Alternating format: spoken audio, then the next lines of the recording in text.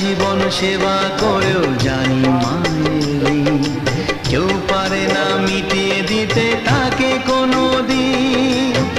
তোমারই আশীর্বাদে জীবনের প্রতি পদে যেন আমি রাখতে পারি তোমার সুনাম মা, ও মা।